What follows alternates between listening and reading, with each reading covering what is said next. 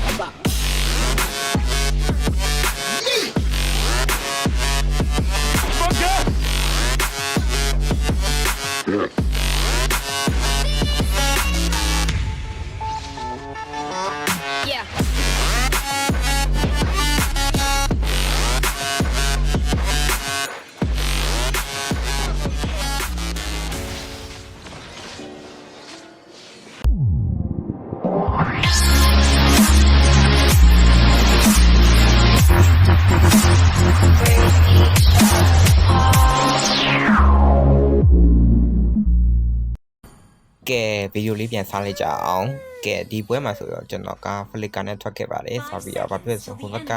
main dive မဲ့ကောင်တွေကများပါတယ်ဟိုဘက် astat တို့ပါလို့ပါတယ်ဆိုတော့ကကျွန်တော်မှပြေးစရာ play scale ဆိုတော့စာပြီးရမှာတစ်ခုမှမရှိပါဘူးဒါကြောင့်မို့ကျွန်တော်ဖလစ်ကာယူခဲ့လိုက်တယ်ကဲ bro အနေနဲ့ကျွန်တော်ပြောပြပြန်ကျွန်တော်ဇာဗီယာကန်မယ်ဆိုရင် bro အနေနဲ့1-2 combo 3တက်ဖို့လိုပါတယ်ဇာဗီယာရဲ့ဝိုင်းကအရှိကိုသူ့ရဲ့ crystal ပါလေးလည်းမသိဖြစ်လိုက်ပြီးတော့အနောက်မှာရှိနေမယ်ဆိုအနောက်က enemy ကိုပါ damage ဆက်ထိပါတယ်ဥပမာသူကပြောရရင် Moscow ရဲ့ passive လိုမျိုးပေါ့ဗျာ Moscow လန်ပြစ်မယ်ဆိုရှေ့ကကောင်ထက်အနောက်ကောင်ပို့ထိရယ်ဒါပေမဲ့သူကတူပါပဲ damage ကတန်းသွားတယ်အနောက်ကြီးတန်းထိရယ်သူ့ရဲ့သူကကြောင့်အလင်းတန်းလေးတစ်ခုပြစ်ချလိုက်ပြီးတော့အဲ့အလင်းတန်းကိုခုနကစကေးကွန်းကဖောက်ထောင်အောင်ဆိုရင် enemy ကို1 second ကြာအောင်သူ့ရဲ့အဲ့ set wine ထဲမှာချုပ်ထားမှာဖြစ်ပါတယ်သူ့ရဲ့ area တော့ပြောစရာကိုမလိုပါဘူးလူတိများကြပါရဲ့သူအဲ့အလင်းတိုင်းတစ်ခုလှုပ်တက်လိုက်ပြီးတော့အရန်ကျန်းတဲ့ damage ကြီးကိုပေးမှာဖြစ်ပါတယ်ဇာဗီယာဆိုရဲ့ကြီးတို့ကလက်ကင်းရောက်လေပို့ပြီးတော့ damage ကထွက်လေဖြစ်တဲ့အတွက် bro အနေနဲ့ဇာဗီယာဟာ mid game လက်ကင်းမှာဆိုရင်ပို့ပြီးတော့ strong ဖြစ်ပါရဲ့သူရဲ့ damage ကအားလေး game မှာတော့ bro အနေနဲ့ဘာမှလုပ်ပြီးလို့ရမှာမဟုတ်ပါဘူး damage ကလည်းတိတ်မထွက်ပါဘူးဒါကြောင့်မို့ bro အနေနဲ့ကျွန်တော် mid game လက် game လုံးကြီးကိုတတိထားပြီးတော့အဲ့လိုမျိုးစိတ်ရှိနဲ့ဆော့ဖို့ကျွန်တော်ပြောပြပါတယ်ဒါပေမဲ့အဲ့ early game မှာဇာဗီယာ damage မထွက်ဘူးဆိုရင် bro အနေနဲ့အဲ့ fan နေရာကိုလိမ့်မှနေ mid lane မှနေ fan နေရာမျိုးမလုပ်ပါနဲ့ကျွန်တော်တို့ဒီပွဲမှာအပေါ် lane ကိုလည်းကြည့်ပြီးအပေါ် lane က penalty tag ကအဲ့ ဗလက်တီနာကိုနိုင်ဖို့ဆိုတာနည်းနည်းခက်ခဲတော့ကျွန်တော်နည်းနည်းအပေါ်လိမ့်ကိုချက်ပေးရယ်အောက်လိမ့်မှာကြောက်မက်ဒီတာသွားပြီးတော့ကျွန်တော်နည်းနည်းတော့အနည်းငယ်လွတ်ထားလိုက်ပါတယ်ခဏပေါ့ဗျာနည်းနည်းမနိုင်တော့ကျွန်တော်အချိန်လေးသွားကြည့်ပြီးတော့save ပြီးမှဖြစ်ပါတယ် max man ကဲဒါဆိုရင်ကျွန်တော်ဘရိုတို့ပြောချင်တာကစကေး1-2 combo လေးကိုနည်းနည်းကျင့်ကြည့်ပါဘရိုအနေနဲ့အဲ့ combo ရမှဒါဇာဗီယာကန်ရပို့ပြီးတော့ enemy တွေကို pressure ပေးပြီးတော့ကိုယ့်ရဲ့တင်းအတွက်လည်းအလုံးဝထောက်ကူဖြစ်တော့ကြောင်းကျွန်တော်1-2 combo လေးကိုကျင့်စေချင်ပါတယ်အဲ့ဒါအရင်မခတ်ပါဘူးဗျာအဲ့1အရင်ပြစ်လိုက်မယ်အဲ့ဖြစ်တဲ့နောက်ဆုံး rate နာမှာ2လေးကိုဆွဲပြစ်လိုက်အဲ့ဆိုလုံးဝ1-2 combo မီအဲ့ဒါ screen လေးမှာသူကချုပ်ပြီးနေမှာဖြစ်ပါတယ်အဲ့1-2 3တက်မှသာဇာဗီယာကလုံးဝကို ဖြစ်တဲ့ hero တကောင်ဖြစ်ပါသူကတင်း fight ပတ်တဲ့ကိုအများကြီး support ပေးလို့ကောင်းတဲ့ mix တကောင်ဖြစ်ပါသူက damage ကိုလိုမျိုးဥမာဥဒါတို့လိုမျိုးသူက magic damage တွေတလုံးတစ်ခဲပေးရမှုပဲသူကနည်းနည်းချင်းစီ enemy ကိုအဲ့ mix support တပေါ်လိုမျိုးဆော့ရတဲ့ mix ရိုးတကောင်ဖြစ်ပါတယ်ဒါကြောင့်မို့ကျွန်တော်ကဇာဗီယာဘရိုနဲ့ damage only မသွားပါနဲ့ damage only မသွားပါနဲ့ကျွန်တော်ဒီ template မှာပြထားတဲ့ပုံမှာအတိုင်းပဲအဲ့ကိုရောင်းဖက်နှက်လေးရယ်စာအုပ်လေးရယ်အဲ့ cloud of density ကိုကျွန်တော်ဆက်သိကြမှာဒါကြောင့်မှဒါဘရိုရဲ့ damage တင်မဟုတ်ပဲနဲ့သူကိုရောင်းများမှဒါဇာဗီယာကအဲ့ဟို1-2 combo ခဏချုပ်ပေးတယ်မှာဖြစ်တဲ့ဘရိုအနေနဲ့အဲ့ဇာဗီယာကိုစာအုပ်တော့မဖြစ်မနေဆက်ဖို့ကျွန်တော်တိုက်တွန်းလို့ပါဗျာစာအုပ်ကဇာဗီယာတို့ကလုံးဝ main item တစ်ခုလို့ဖြစ်နေပါဘာဖြစ်လို့လဲဆိုတော့သူရဲ့ hero က nature အရာသူကအဲ့ mana အရန်ကုန်နဲ့ mix တကောင်ဖြစ်တဲ့အတွက် bro အနေနဲ့ team fight မှာ mana ကုန်ပြီးတော့အိမ်ပြန်နေရတာအရာလုံးဝကို team fight အတွက်မကောင်းပါဘူးဗျာဒါကြောင့်မို့ကျွန်တော်စာအုပ်လေးဆက်လိုက်ပါဇာဗီယာလက်ကိန်းဆိုကျွန်တော်ပြောပါတယ်လုံးဝ damage လောက်ပါတယ်တကယ်ပြောရပါစာအုပ်မဆက်လို့က bro အနေနဲ့ mana မလောက်ရကြတဲ့အဲ့1-2 combo ကလည်း enemy ကိုချုပ်ပေးဖို့ကရတိုင်းငါခဏနေ1-2မရသေးဘူးပဲအဲ့လိုမျိုးဖြစ်တတ်ပါလိမ့်မယ်ဒါမှမဟုတ်ကျွန်တော်ကစာအုပ်ကို fat item မတွားရင်တော့ second item လောက်တော့သွားစေချင်ပါတယ်ကျွန်တော်ကတော့ပွဲတိုင်းမှာတော့အဲ့ fat item ကို cloud of density ပဲဆက်ပါတယ်ကဲဒါဆိုရင်ကျွန်တော်အနေနဲ့ tick and trail လေးပြောတာများသွားပြီဆိုတော့ video game လေးကို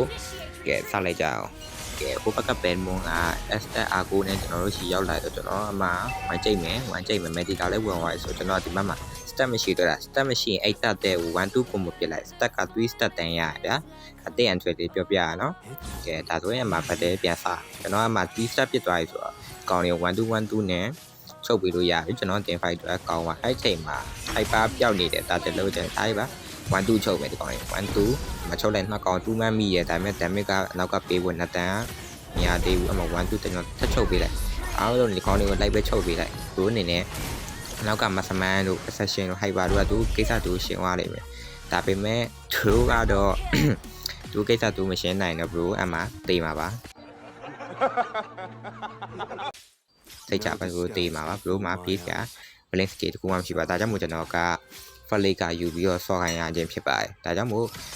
ဇာဗီယာကိုင်မယ်ဆိုရင်နည်းနည်း position ကြနဲ့နေတတ်ဖို့လိုပါတယ်เนาะဒီမှာဆိုကျွန်တော်ကြည့်ပါ1-2နဲ့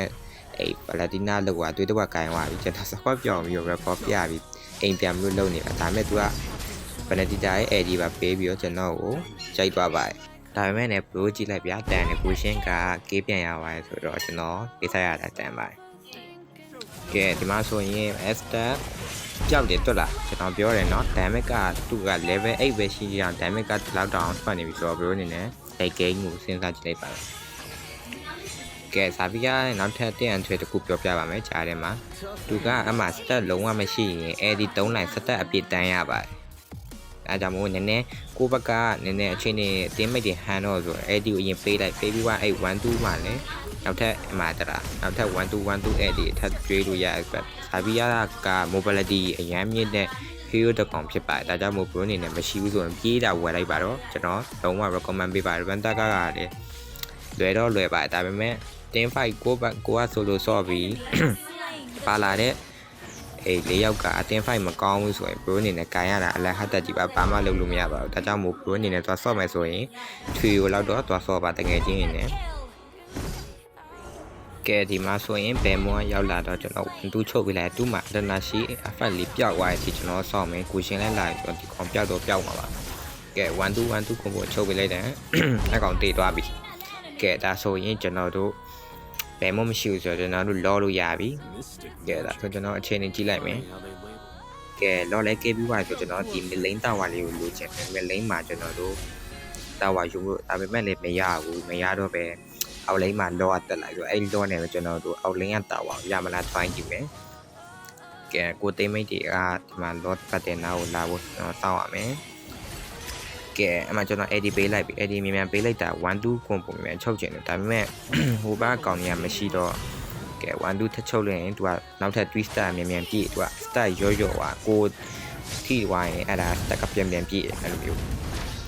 အနောက်ကနေသူကဘောမယုံမယ်ကွာဒီလားဒီကောဇာဗီယာဟီရိုကကောင်ကဘောမပေးရမှာ bro အနေနဲ့ကေးကောက်မှာမဟုတ်တချို့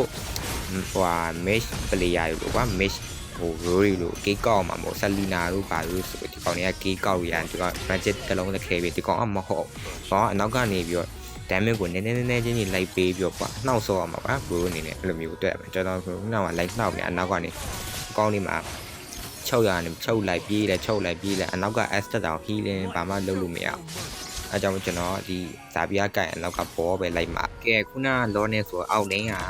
မေဂါရဝိုင်းဆိုကျွန်တော်ဒီလောထက်ရရင်အောက်လင်းကနေပြီးတော့ကျွန်တော်တက်လို့ရပါပြီဒီကပ်ဒဲမွန်လိုက်ဖြောက်မယ်ဗျာဒီဂျန်ကလာအမှကျွန်တော် asset ကိုဖြောက်ပေးလိုက် flicker ပေးလိုက် flicker ပေး1 2ချုပ်လိုက်အဲ့ဒါဒီကောင်နေ1 second လောက်တော့ချုပ်တကောင်လောက်တော့တေးမှာဟုတ်တယ်မလား platinum တေးပါဒါဆိုရင်ကျွန်တော်နေမှာဘဲမွန်ကြံဘဲမွန်3ထားမယ်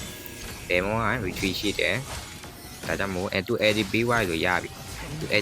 AD retreat လုံးလို့မရတော့ဘူးဒါပြီးဒီကောင်ပတ်သွားပြီကဲဒါဆိုကျွန်တော်ဒီ law အပိုင်းဖြစ်သွားပြီဒါဆိုကျွန်တော် law နဲ့အံ့ယုံပဲဖြစ်ပါတယ်ကဲအောက်လိမ့်မှာလည်း law ရောက်တော့မယ်ဆိုတော့ကျွန်တော်ဒီမှာ platinum ချုပ်ပေးလိုက်တယ်သူ AD ရသွားပြီသူ AD ပြီးသွားပြီမတီတာလေးပေါ့ကျွန်တော်အနောက်ကနေပြီးတော့ပို့တင်းကို support ရုံပဲ1 2 combo ချုပ်ပေးလိုက်1 2ပဲချုပ်ပေးလိုက်ဘာမှမလို့ဇာဗီယာ1 2 bro အနေနဲ့တေးနိုးထဖြစ်တာ1 2ကအဲ့လိုမျိုးစဝိုင်းဖြစ်နေရမှာကဲအဲ့လိုမျိုးပဲ1 2လေးပဲဖြစ်ရုံပဲဘာမှမလို့ကဲဟိုဘက်မှာ top lane မှာဒီကောင်နေမီနီယမ်မရှင်းတော့လားအုပ်လိုက်ကြီးပဲကဲဒါဆိုရင်တာဝါကျိုးပြီပဲဘရိုအနေနဲ့ဘာမှလုပ်စရာမလိုတော့ဘူး AC ပဲနိုင်သွားပြီဒီဝဲရတော့ကဲဗီဒီယိုလေးကိုကြိုက်နေတတ်မယ်လို့ကျွန်တော်မျှော်လင့်ပါတယ်ကဲဒါဆိုရင်နောက်ဗီဒီယိုမှာကျွန်တော်ဘာ gameplay တင်ဆက်ရမလဲဆိုတာဘရိုအနေနဲ့အောက်က comment မှာရေးသွားလို့ရပါတယ်ကျွန်တော်ကလည်း gameplay တင်စရာကတိတ်မရှိတဲ့အတွက်ဘရိုပြောတာကျွန်တော် solve မှာဖြစ်ပါတယ်ဒါကြောင့်မို့